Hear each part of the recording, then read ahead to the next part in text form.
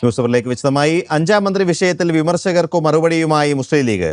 ലീഗിന് അഞ്ചാമതൊരു മന്ത്രിസ്ഥാനം കൂടി ലഭിച്ചതിൽ ആരും വേവലാതിപ്പെട്ടിട്ട് കാര്യമില്ലെന്ന് ഹൈദരാലി ശിഹാബ് തങ്ങൾ പറഞ്ഞു.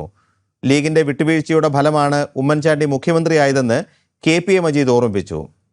ലീഗിന് അഞ്ചാമതൊരു മന്ത്രിസ്ഥാനം കൂടി ലഭിച്ചതിനെ തുടർന്ന് ചിലർക്ക് ബാധിച്ച രോഗം പകർച്ചവ്യാധി പോലെ പടരുകയാണെന്ന് ലീഗ് സംസ്ഥാന അധ്യക്ഷൻ പാണക്കാട് ഹൈദരലി ശിഹാബ് തങ്ങൾ പറഞ്ഞു. ചില ആളുകൾക്ക് വേവലാതി, പ്രത്യേകമായ ചില രോഗങ്ങളും പിടിപെട്ടിക്കൊണ്ടിരിക്കുകയാണ്. പകർച്ചവ്യാധി, ഒരാൾക്ക് എന്തെങ്കിലും രോഗമുണ്ടായാൽ 2 ദിവസം കഴിയുമ്പോൾ തന്നെ 3-4 ആൾക്ക് ഇങ്ങനെ പകർച്ചവ്യാധി വെറുതെ കൊണ്ടിരിക്കുന്നു. അപ്പോൾ ഈ കേരളത്തിൽ മാലിന്യങ്ങൾ കുറച്ച് ദിവസമായി ഇവിടെ ജനങ്ങളെ വളരെയധികം വീർപ്പുമുട്ടിച്ചുകൊണ്ടിരിക്കുന്നു. ആ മാലിന്യങ്ങളെ തുടച്ചു നീക്കുന്ന പ്രവർത്തനമാണ് നമ്മുടെ ഈ മന്ത്രി അരിക്കുള്ളത് എന്ന് ഈ സന്ദർഭത്തിൽ ഞാൻ പറയാൻ ആഗ്രഹിക്കുന്നു.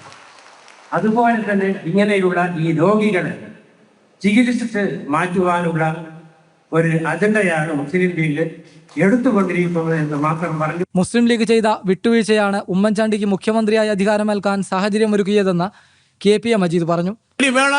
ഈ ഗവൺമെന്റ് അധികാരത്തിൽ വരാൻ പ്രയാസം ഉണ്ടാകുന്ന ഏറ്റവും ദുർഘടമായ രംഗം വന്നപ്പോ ഉമ്മൻചാണ്ടി കേരളത്തിലെ മുഖ്യമന്ത്രിയായി അധികാരമേൽക്കാനുള്ള സാഹചര്യം ഉണ്ടായത് മുസ്ലിം ലീഗ് പാർട്ടി നടത്തിയിട്ടുള്ള വിട്ടുവീഴ്ച കൊണ്ടായിരുന്നു. അവഹേളനങ്ങൾ സഹിച്ച് എല്ലാ കാലവും മുന്നണിയിൽ തുടരുമെന്ന് ആരും കരുതേണ്ടെന്നും KPA മജീദ് മുന്നറിയിപ്പ് നൽകി.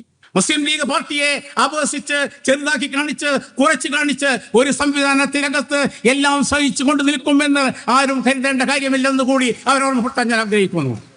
അഞ്ചാം മന്ത്രി വിഷയത്തിൽ മുസ്ലിം ലീഗിനെതിരെ പരസ്യ വിമർശനങ്ങൾ ഉന്നയിച്ച കോൺഗ്രസ് നേതാക്കൾക്കെതിരെയായിരുന്നു ലീഗ് നേതാക്കളുടെ ഉളിയമ്പ.